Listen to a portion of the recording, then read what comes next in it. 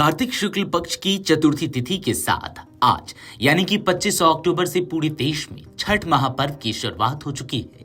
बिहार, झारखंड, पूर्वी उत्तर प्रदेश, उड़ीसा और नेपाल के तराई क्षेत्रों में यह पर्व श्रद्धा, आस्था और शुद्धता का प्रतीक माना जाता है। गंगा घाटों से लेकर गांव की छोटी नदियों और तालाबों तक आज सुबह से ही भक्तों की भीड़ उमड़ पड़ी।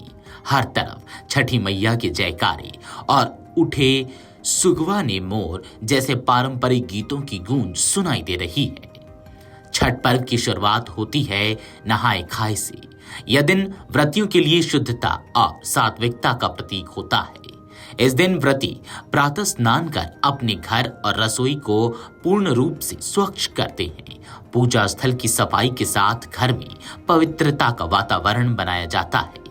व्रतधारी नए या साफ वस्त्र पहनते हैं और सूर्य देव को जल अर्पित कर आभार व्यक्त करते हैं।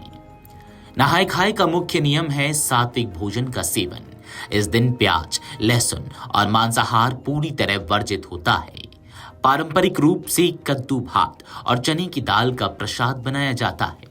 भोजन तैयार होने के बाद सबसे पहले सूर्य देव को भोग लगाया जाता है। फिर व्रती भोजन ग्रहण करते हैं और उसके बाद ही परिवार के बाकी सदस्य भोजन करते हैं।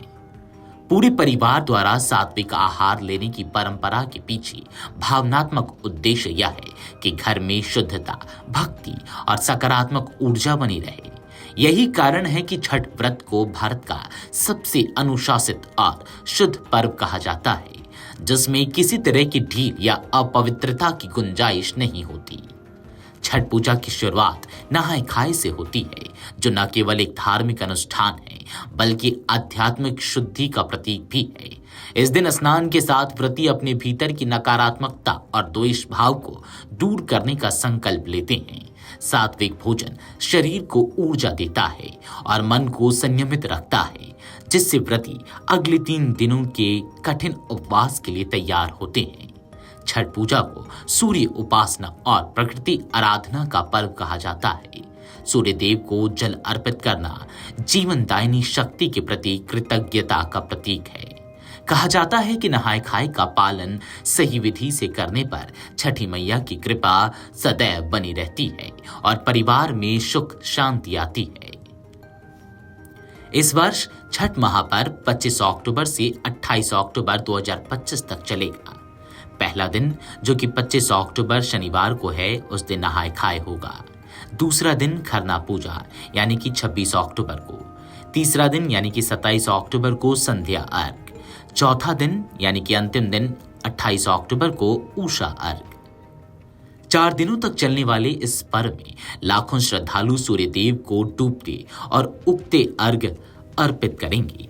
घाटों पर महिलाओं की पारंपरिक साड़ियां, सूप दौरे से सजाए फल फूल और लोक गीतों की धुनें एक बार फिर आस्था के इस महान उत्सव को जीवंत बना रही है। छठ केवल पूजा नहीं बल्कि संयम, श्रम और श्रद्धा का उत्सव है।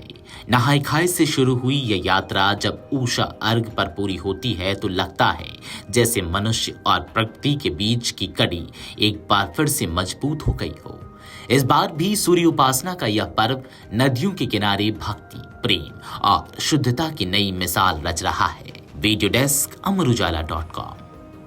अगर आप ये वीडियो YouTube पर देख रहे हैं तो हमारे चैनल को सब्सक्राइब कर बेल आइकन दबाएं और Facebook पर देख रहे हैं तो हमारे पेज को लाइक करें।